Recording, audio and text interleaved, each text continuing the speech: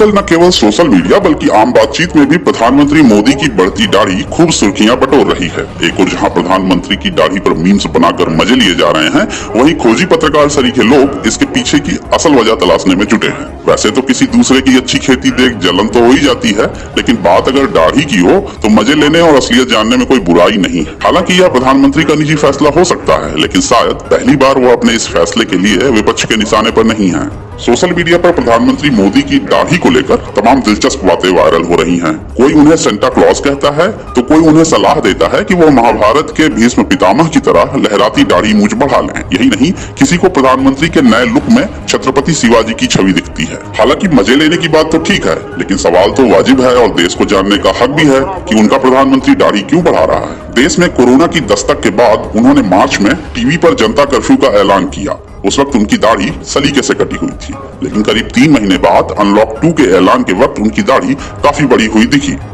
इसके पीछे जो पहली वजह मानी जा रही है वह यह है कि कोरोना की वजह से प्रधानमंत्री मोदी 2 गज की दूरी का पालन कर रहे हैं।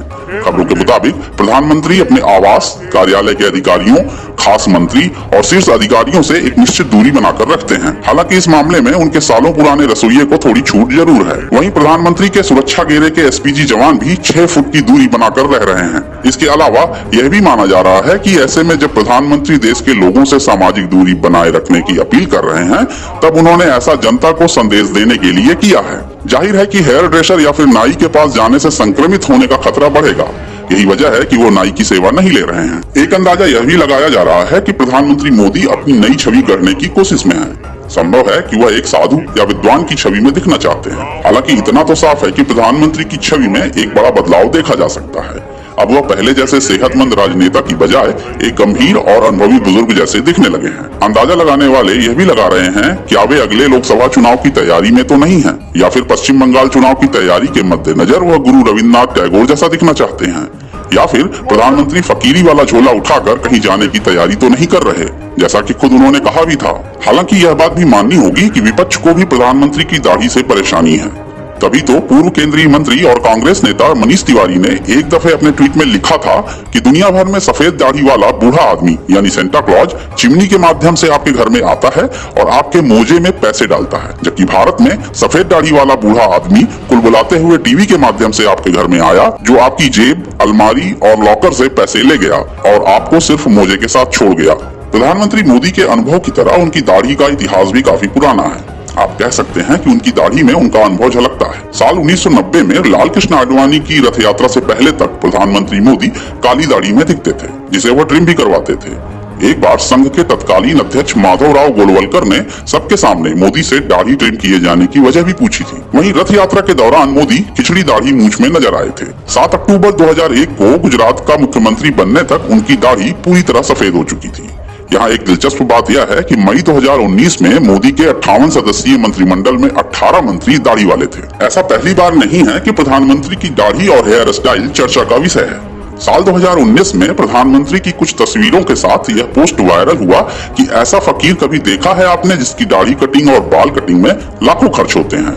हालांकि जब इसकी पड़ताल की गई तो पाया गया कि यह तस्वीर साल 2016 की है, जब मैडम तुसाद म्यूजियम के लोग दिल्ली आए थे और प्रधानमंत्री के मोम के पुतले के लिए माप ली थी। इन तस्वीरों के साथ इस पोस्ट से ऐसा लगा कि सच में इस काम में काफी पैसे खर्च किए जा रहे हैं। किसी दिग्गज शख्स की दाढ़ी दूसरे लोगों के लिए काफी मायने रख सकती है।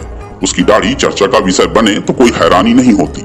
साल 2014 के चुनाव से पहले जब नरेंद्र मोदी प्रधानमंत्री पद की उम्मीदवारी के तौर पर पेश किए जा चुके थे, तब एक ब्लेड कंपनी द्वारा आयोजित एक कार्यक्रम में अभिनेत्री चित्रांगदा सिंह ने एक सवाल के जवाब में कहा कि नरेंद्र मोदी दाढ़ी मूंछ मुंडवा लें तो ज्यादा अच्छे लगेंगे।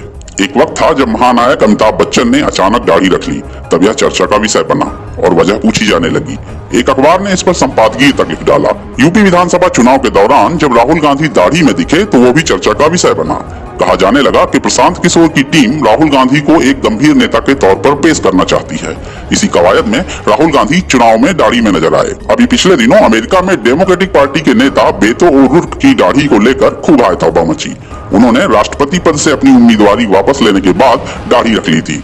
इसी तरह कनाडा के प्रधानमंत्री जस्टिन ट्रूडो द्वारा दाढ़ी रखे जाने पर वहां यह चर्चा का विषय बना हुआ है। क्या आप इस बात पर भरोसा करेंगे कि अमेरिका के पूर्व राष्ट्रपति अब्राहम लिंकन को एक 11 साल की लड़की ने चुनाव जीतने के लिए दाढ़ी रखने की सलाह दी थी। उस बच्ची के कहने पर उन्होंने ऐसा ही किया और रिकॉर्ड तोड़ वोट से जीते और राष्ट्रपति बने, जबकि इससे पहले तक वह 2 बार सीनेट का चुनाव हार चुके थे। फिलिस्तीनी नेता यासिर अराफात समेत कई राजनेताओं की पहचान उनकी दाढ़ी से होती रही है। प्रधानमंत्री मोदी की दाढ़ी न केवल चर्चा में है बल्कि इसे फॉलो किया जा रहा है। आम लोग इस स्टाइल में ही दाढ़ी मूछ रख रहे हैं, खासकर नवयुवक इस स्टाइल को ज्यादा अपना रहा है। प्रधानमंत्री का स्टाइल काफी लोकप्रिय है। इससे पहले मोदी कुर्ता और मोदी जैकेट भी लोगों ने खूब पसंद किया था। प्रधानमंत्री मोदी ज्यादातर आधी बाह का कुर्ता पहनते हैं। इसे मोदी कुर्ता के रूप में पहचान मिली है। हालांकि इस कुर्ते के पीछे प्रधानमंत्री की सादगी है जो अब स्टाइल बन गई है। मोदी कुर्ता की कहानी के बारे में खुद प्रधानमंत्री बताते हैं कि खुद कपड़े धोने की वजह से मैंने सोचा कि पूरी बाह का कुर्ता धुलने में ज्यादा वक्त लगेगा, इसलिए मैंने अपने कुर्ते को काटकर आधी बाह का करने का फैसला किया। आज हालात यह है कि मोदी कुर्ता दुनिया भर में प्रसिद्ध है। मोदी कुर्ता की तरह मोदी जैकेट भी लोगों में खासा लोकप्रिय हुआ।